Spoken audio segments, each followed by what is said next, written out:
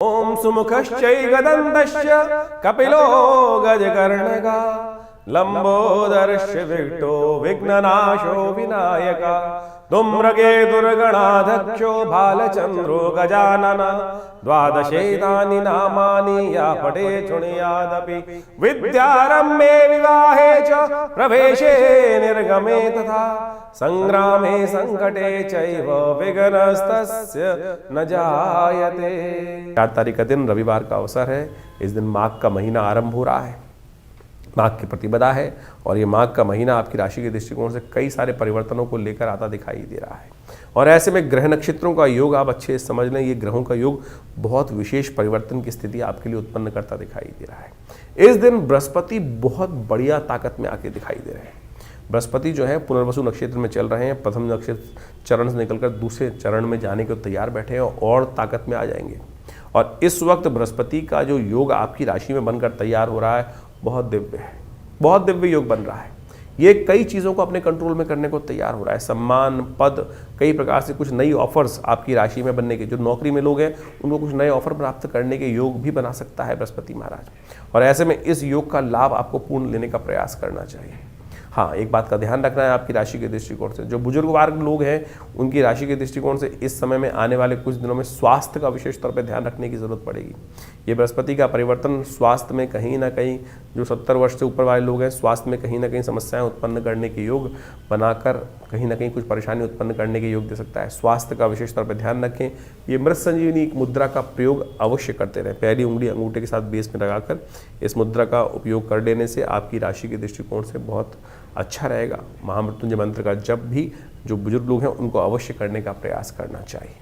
ये योग बृहस्पति को ताकत में आने वाले से कहीं ना कहीं आपकी राशि में बहुत सुंदर योग बनकर तैयार होकर योग बनाता दिखाई दे रहा है आपकी राशि के दृष्टिकोण से।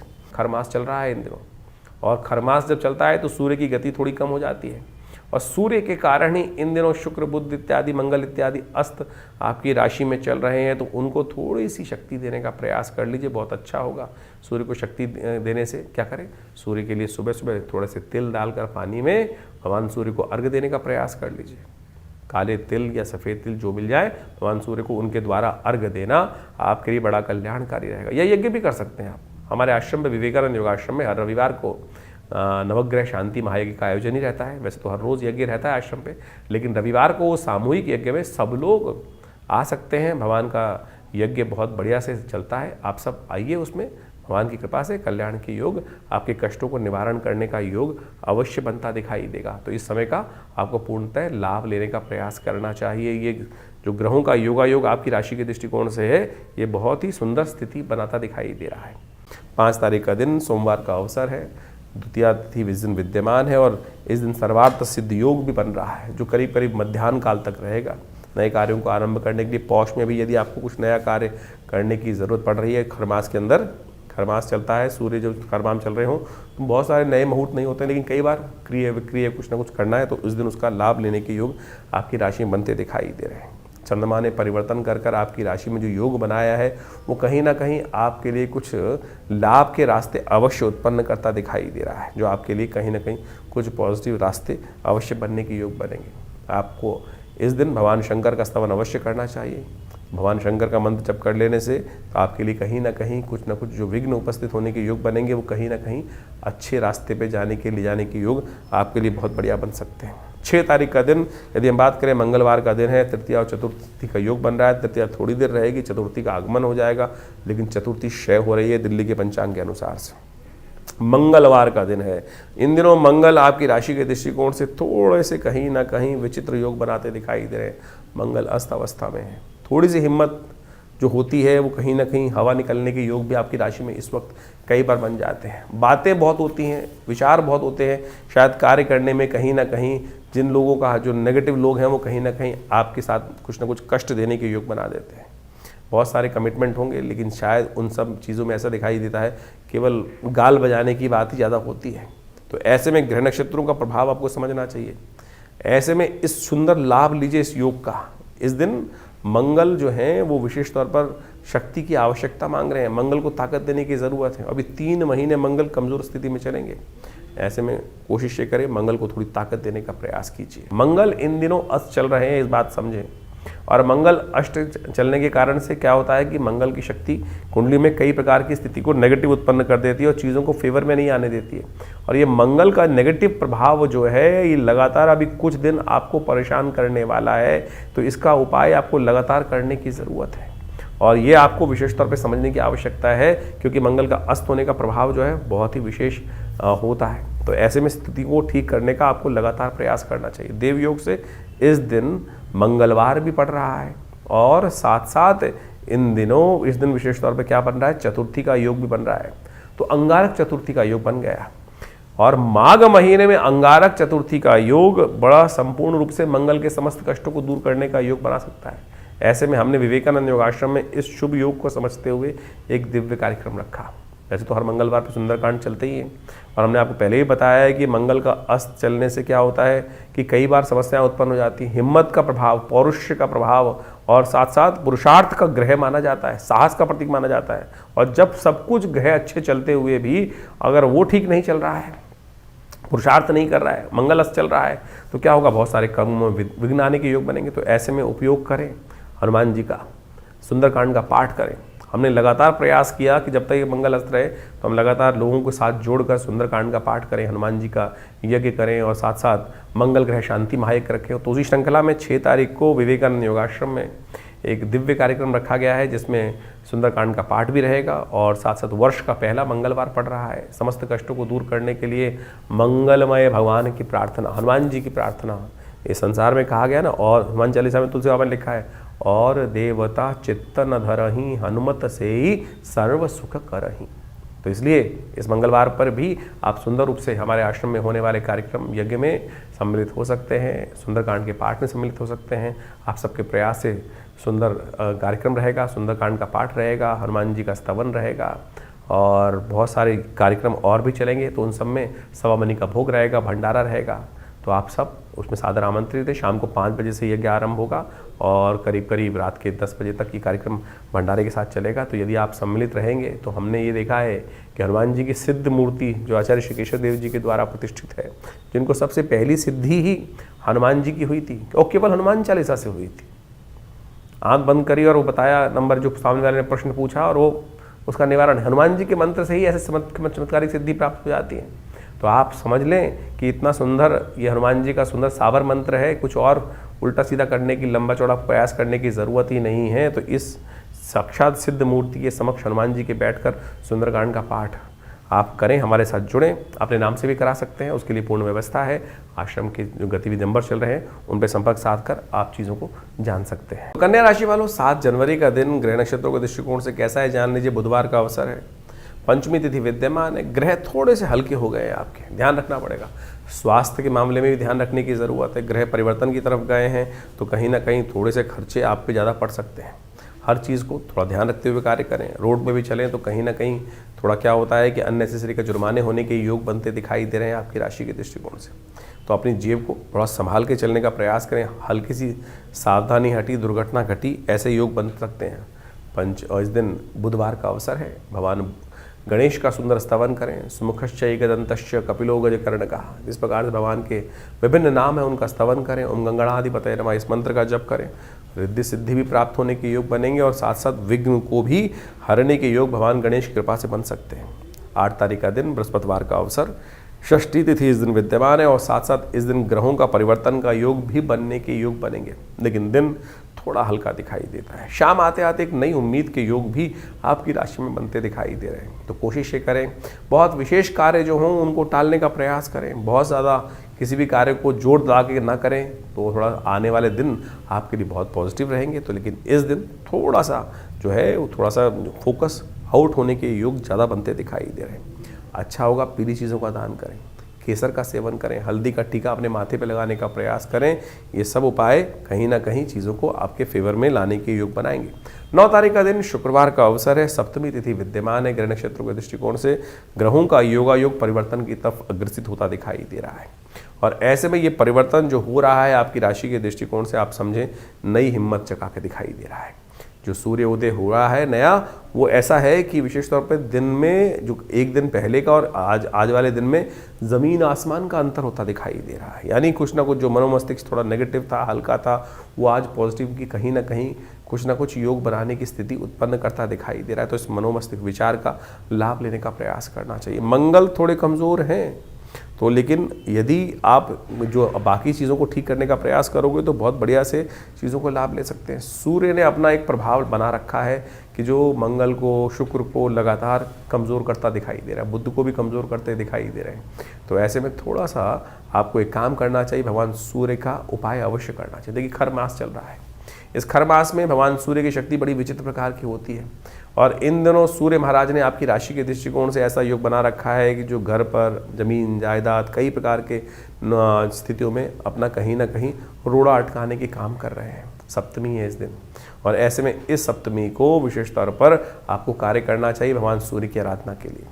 सूर्य का उपाय है भगवान सूर्य को अवश्य जल दें, हो सके तो तिल युक्त लड्डुओं का दान करना, तिल का दान करना इस समय में सप्तमी के दिन कई प्रकार से कल्याणकारी योग बनाएगा। तो छोटा सा उपाय अवश्य करने का प्रयास करें। और ध्यान रखिएगा इस दिन भद्रा है जो शाम तक विद्यमान रहेगी, तो नए कार्यों की तरफ बहुत ज़्यादा फोकस करने की आवश्यकता नहीं है, चलते हुए चीज़ों में ही काम करें, वो आपके लिए अच्छा रहेगा। 10 तारीख शनिवार का अवसर, अष्टमी तिथि विद्यमान है। धन योग आपकी राशि में सुबह सुबह बनकर तैयार हो रहा है, जो आपकी राशि के दृष्टिकोण से बहुत सुंदर योग बना रहा है। ये आपके लिए ऐसा योग बनाकर इस वक्त तैयार हो रहा है कि आपकी तरक्की, आपके का जो समय है वो आशीर्वाद पर डिपेंड करता है। जितने घर वाले आपसे प्रसन्न, घर वाले आपको आशीर्वाद देंगे, आपके लिए सद्भावना रखेंगे, उतनी तरक्की की गारंटी ग्रह आपको देते दिखाई दे रहे हैं। तो माँ की आराधना, भगवती दुर्गा की आराधना, माँ का जितना आशीर्वाद आप लेने का प्रयास करोगे ना, तो उतना कल्याणकारी योग आपकी राशि में धन योग के रूप में उपस्थित होकर तैयार हो रहा है, यह आपको मान लेना चाहिए। इसलिए ध्यान रखना, माताओं का विशेष तौर पर ध्यान, उनका आशीर्वाद, खीर का सेवन करना, जो आपकी माता ने आपको बनाई हो उसका सेवन करना, उसका उपयोग करना आपके लिए कल्याणकारी योग बनाएगा। तो ज्योतिष के दृष्टिकोण से आपने ग्रहों का प्रभाव समझा। माघ का महीना इस बार आरंभ हो रहा है, साथ में नव वर्ष भी आरंभ हो रहा है। 2026 सूर्य का वर्ष है, जिसका नंबर 1 आता है और ये वर्चस्व को स्थापित करने वाला नंबर है। अजीब से एक होड़ पूरे संसार में व्याप्त होने वाली है कि मैं बड़ा, और ये अभिमान की लड़ाई, जिस प्रकार सूर्य जो होते हैं ना वो तेज के मालिक हैं, और हर व्यक्ति के अंदर सूर्य जो है आध्यात्मिक तौर पे भी और सांसारिक तौर पे भी व्यक्ति को आगे बढ़ाने का योग बनाते हैं। जिनकी जन्मपत्री में सूर्य बहुत अच्छे अंशों में है, उनका स्वामित्व बढ़ने के लिए और साथ साथ स्वाभिमान बढ़ने के लिए अच्छा सा योग, जीवन में वर्चस्व कीर्ति बढ़ने के अच्छे योग इस सूर्य के वर्ष में बनने के योग दिखाई देते हैं। और जिन जिन के सूर्य या तो पाप ग्रह से ग्रसित हैं, या पापकर्त्री योग में फंसे हुए हैं, या अशुभ स्थिति में जन्मपत्री में हैं, ऐसे व्यक्तियों के लिए जीवन में इस समय में ध्यान रखना पड़ेगा। कीर्ति में दाग लगने के योग बन सकते हैं, क्योंकि सूर्य आपकी कुंडली के अनुसार से, अब ये समझें कि सूर्य आपकी कुंडली के अनुसार से ही कार्य करेगा। सूर्य में जिस प्रकार का प्रभाव है, देखिए अब गोचर के दृष्टिकोण से सूर्य तो का जो वर्ष है वो हर एक के लिए है, लेकिन अब आपका जो खेत है वो किस प्रकार का है, जिस प्रकार का बीज उसमें उत्पन्न होगा तो वैसे ही प्रभाव, बीज डलेगा वैसे ही प्रभाव उत्पन्न करेंगे। तो अब आपके जीवन में, आपकी जन्मपत्री में किस प्रकार का सूर्य कॉम्बिनेशन बना रहा है, नवांश इत्यादि में शुद्ध है कि नहीं है, कहीं पापकर्त्री योग में फंसा हुआ है, अशुभ ग्रहों के साथ में है, तो उसका प्रभाव भी वैसा ही होने के योग दिखाई देते हैं। ऐसे में सूर्य के उपाय को आपको लगातार करते रहने का प्रयास करना चाहिए। और हमारा भाग्य जो बनता है ना, वो विशेष तौर पे बनता है इस समय में आपके कर्म के अनुसार से, और कर्म को सुदृढ़ करने की आवश्यकता है। ये 2026 का जो वर्ष है, ये विशेष तौर पे ऐसे योगा योग को लेके उपस्थित हो रहा है कि 9 ग्रहों में से 8 ग्रह इस 2026 में परिवर्तन का योग बनाएंगे। देर सवेर बहुत सारे ग्रहों में भयानक उठापटक होने के योग बनते दिखाई देंगे। शनि महाराज को छोड़ के बाकी सब ग्रह राशि परिवर्तन का योग भी बना रहे हैं, और आप मान लीजिए कि जैसा शनि ने पिछले साल योग बनाया, उठापटक का योग बनाया, कई प्रकार के विघ्न भी जीवन में उपस्थित करने के योग बनाए, और ऐसे ग्रहों की अवस्था में परिवर्तन के अनुसार से आप समझें कुछ योग ऐसे भी बनते दिखाई दे रहे हैं जो कहीं ना कहीं उत्पात को दर्शाते हैं। क्योंकि मंगल इस कुंडली इस बार जो है इस वर्ष में यदि हम देखें तो ग्रहों के अनुसार से आरंभ में तो अस्त चलेगा, फिर कई बार ऐसे योग भी बनेंगे ग्रहों के साथ साथ विभिन्न ग्रहों के जो कुछ ना कुछ आपत्ति के योग भी बनाता है, कुछ विपत्ति के योग भी बनाता है, कुछ ना कहीं आकाशीय दुर्घटनाओं के योग भी बनाता दिखाई दे रहा है।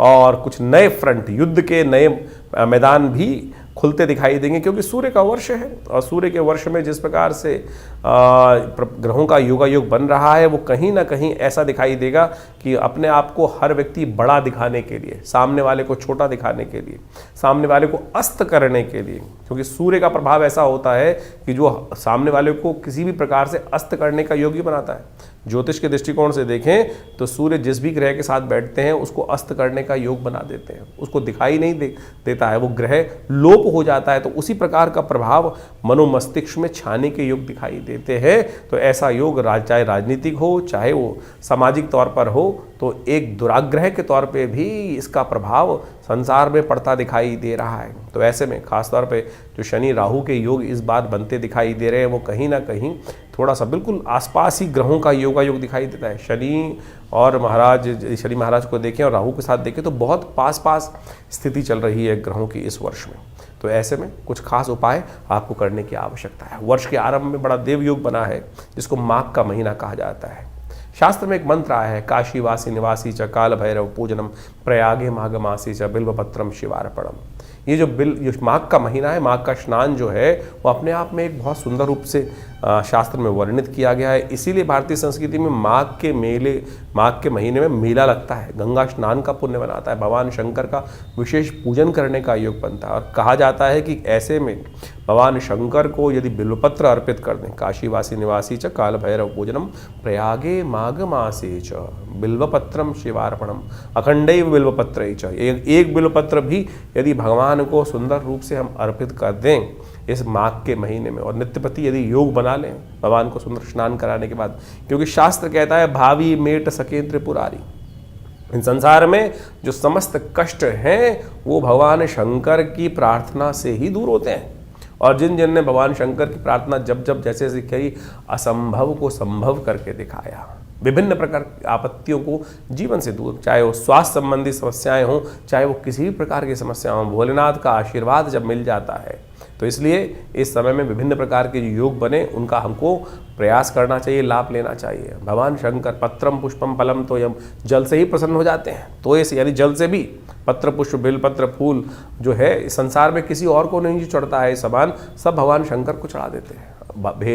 यानी कांटे वाला भी, आँख भी, सब प्रकार से भगवान शंकर को चढ़ा दिया जाता है और वो उसी से प्रसन्न हो जाते हैं, अवगढ़दानी भगवान।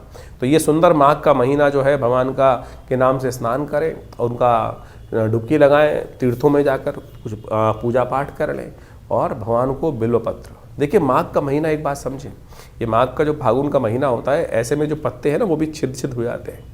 ऐसे में अखंडैव बिल्वपत्रैः च पूजये शिव शंकरम कोटिकन्या महादानम बिल्वपत्रम शिवार्पणम। शास्त्र कहता है कि एक जो अखंड बिल्वपत्र जो किसी प्रकार से टूटा फूटा ना हो, उसमें कोई छेद ना हो, अखंडित हो, तो उसको ओम नमः शिवाय का स्तवन करते हुए भगवान को यदि अर्पित कर दें तो आप सत्य माने बहुत सारे कष्ट जीवन के दूर होने के योग भगवान बना देते हैं। और जितना करोड़ों कन्याओं को दान करने के का पुण्य मिलता है वैसा ही पुण्य केवल एक बिल्वपत्र से प्राप्त हो जाता है भगवान को अर्पित करने से। तो इसलिए ये सुंदर माघ के महीने में इतना छोटा सा प्रयोग जो शास्त्र में वर्णित है उसको करने का प्रयास करें। और इस समय में बहुत सारे योग बनेंगे। ये जो नववर्ष आरंभ हो रहा है बहुत कुछ नया आपके लिए आया है लेकर। आप समझ लीजिए आपके जीवन में क्या कुछ घटनाएं घटने के योग हैं। ग्रहों का गोचर का प्रभाव के साथ साथ आपकी जन्मपत्री के अनुसार से किस प्रकार के योग बन रहे हैं। कई बार हमारे बहुत सारे प्रश्न आते हैं लोगों के और उस प्रश्नों को हम लिख के भी भेजते हैं, जवाब भी भिजवाते हैं कि अब गोचर में हमने आपका जन्मपत्र जो राशि के अनुसार से, योग के अनुसार से, नक्षत्रों के अनुसार से आपके प्रभाव को समझा और बताया किस प्रकार का प्रभाव है। बहुत सारे लोग कहते हैं कि ये नहीं घट रहा है, तो आपको समझना पड़ेगा क्यों नहीं घट रहा है। कहीं आपकी दशाएं तो फर्क नहीं है, कुछ ना कुछ दशाओं में कुछ दिक्कत आ रही हो, जन्मपत्री में कुछ मूलभूत कारण हो, कब आपका भाग्य जागने लिखा है, कब आपके जीवन हम लगे जा रहे हैं, जीवन में मेहनत करे जा रहे हैं लेकिन भाग्य नहीं जाग रहा है। कारण क्या है, समय कब आने वाला है, वो समय कब आएगा जो हमारे मानसिक तौर पर हमको संतुष्टि देने का योग बनाएगा। और वो ज्योतिष के दृष्टिकोण से, ज्योतिष के ज्ञान से, ज्योतिष जिसको कहा जाता है ना वो दिव्य ज्ञान, वो रोशनी देने वाला ज्ञान, वो रास्ता निर्द्वंद भाव से रोशनी प्रकाश को देने वाला ज्ञान जो है, वो प्रकाश जो है वो देने वाला जो ज्ञान है ना, प्रकाश नेत्र ज्योतिष वेद के अंदर कहा गया है कि ज्योतिष संज्ञा नेत्र की है। तो इस बात को हम समझे तो दिव्य ज्योति जो है वो ज्योतिषी है कि जो विज्ञान जो है जो आपको दिखा सकता है कि भाई कौन सा रास्ता अंधकार को जो प्रकाश के अंदर परिवर्तन करने का, अज्ञान से ज्ञान यानी भविष्य को ज्ञान का जो प्रकाश है वो भी दिखा दे तो वो ज्योतिष विज्ञान है। उसकी सहस्त्रों शाखाएं हम गोचर के माध्यम से, बहुत सारे और के माध्यम से आप सबके समक्ष उन सब गणनाओं को इसके माध्यम से अपने इस आचार्यवाणी चैनल के माध्यम से रखते हैं, बताते हैं और उनको समझना चाहिए। और जो जो जीवन में घटनाएं हैं उनका पूर्वाभास भी सही होता है। पिछले वर्ष हमने बहुत सारी घटनाओं के बारे में आपको ज्योतिष के दृष्टिकोण से जो बनता है समय समय पर घटने वाली घटनाएं वो बिल्कुल उसी प्रकार से आपके समक्ष रखी और बहुत सारे लोगों के प्रश्नों का निदान भी हमने इस कार्यक्रम के माध्यम से देने का प्रयास किया। आप भी अपने प्रश्नों को हमें भेज सकते हैं, व्हाट्सएप के माध्यम से भेज सकते हैं, खुद आके विवेकानंद योगाश्रम में मिल सकते हैं। बहुत सारे कार्यक्रम हर महीने आश्रम पे चलते ही हैं और उन सब कार्यक्रमों में भी आप जुड़ सकते हैं। हम सब एक बात समझे, कभी विभिन्न ग्रहों के उपायों के चक्कर में फंसते हैं कि भैया उपाय ऐसा कर ले वैसा कर ले। उपाय सीधा साधा भगवान का स्मरण ही है, भगवान का भजन ही है और उसमें केवल आपके विश्वास और श्रद्धा और समर्पण की आवश्यकता है, समय के समर्पण की आवश्यकता है। हम लगे हैं जन्म पर कुछ सिर्फ अंगूठियां पहनने में, कुछ टोटके कर लेने पे, ये टोटका कर ले वो टोटका कर ले। सीधा सीधा भगवान का भजन करिए, ना हींग लगे ना फिटकरी रंग चौका हो। तो आप जो विभिन्न कार्यक्रम के बारे में हम आपको समय समय पर हर रोज़ आपके राशिफल के अनुसार से बताते रहते हैं, पौराणिक ज्योतिष को आपके समक्ष लाने का प्रयास करते हैं। ज्योतिष एक ऐसा विषय है जो विशेष तौर पर पुराण के अनुसार से शास्त्रों में बहुत सुंदर तरीके से विद्यमान बताया गया है और उसमें उनके जो निदान हैं, टेस्टिमनीज हैं कि क्या किया, किसके जीवन में कैसा कष्ट आया, तो उनका वर्णन जो है हमारे पुराणों में मिलता है, हमारी कथाओं में मिलता है। और उन कथाओं से ही क्या होता है कि आप जब पंचांग देखेंगे तो हर रोज़ कोई ना कोई व्रत आता है, हर व्रत की कोई ना कोई कथा है, वो किसी ना किसी पुराण में लिखी हुई है। वो कथा है क्या? वो कथा जो है वो सत्य कथन है कि उसके जीवन में कैसे कष्ट आया, उसने कौन सा व्रत किया, चाहे चतुर्थी का, चाहे एकादशी का, चाहे पूर्णिमा का, चाहे अमावस्या का, जो जो शास्त्र में वर्णित चीज़ें हैं उनको व्यक्ति ने कैसे कर ठीक किया। लाखों वर्षों से उन सब अनुभवों का जो निष्कर्ष दिया गया है वो पुराणों में दिया गया है। हम उसी को माध्यम से, वैदिक ज्योतिष के माध्यम से, उन पौराणिक कथाओं के माध्यम से, उन पौराणिक उपायों के माध्यम से आपके समक्ष हर रोज़ की गणनाओं को बताते हैं। तो इनको केवल कथा मत समझें, कथा के समझ में चक्कर में फंसोगे ना तो विडंबना उत्पन्न होगी आपके जीवन में। ये 2026 बहुत कुछ नया करने आया है। ये समय को यूटिलाइज करने का प्रयास करें। बड़े भाग्य मानुष तन पावा, सोते सोते निकल जाएगा नहीं तो ये समय। तुरंत समझिए क्या होने वाला है आपके भविष्य में। ज्योतिष के माध्यम से आप समझ सकते हैं और सही दिशा पकड़ सकते हैं। सही दिशा पकड़ लोगे, सही रास्ता पकड़ लोगे तो तुरंत अपने उस लक्ष्य तक पहुंच जाओगे। नहीं तो पृथ्वी गोल है, कोई लंबा रास्ता लेगा, कोई छोटा रास्ता लेगा। अनुभव के माध्यम से गुरु के सानिध्य में रहकर हमको छोटा रास्ता पता चल जाता है, नहीं तो बहुत लंबा पहुंचोगे तो सही लक्ष्य में। आप समझें कि आप पृथ्वी गोल है, हमको इधर चलना शुरू किया, हम इधर से रास्ता छोटा था तो हम यहीं से यहीं छोटे रास्ते पहुंच जाएंगे। नहीं तो पूरा लंबा घूमकर जिंदगी लगाकर फिर उस लक्ष्य में। लक्ष्य हमारे बिल्कुल पड़ोस में बैठा था लेकिन हम उसको भटकते भटकते कहाँ से कहाँ भटकते रहे। तो इसलिए ज्योतिष के माध्यम से, जो अनादिकाल से हमारे समस्त जितने शास्त्रों के माध्यम से लोगों ने, बुद्धिमान लोगों ने उसका सहारा लिया है, तो आप भी ज्योतिष के माध्यम से हमारे इस संस्थान से जुड़ें। मैं आचार्य डॉक्टर विक्रमादित्य आप सबको नववर्ष की हार्दिक शुभकामना देता हूं और ये वर्ष आपके लिए कुछ नया करने के लिए जैसे उद्धृत हो रहा है, न्यूमरोलॉजी के हिसाब से सूर्य का वर्ष है।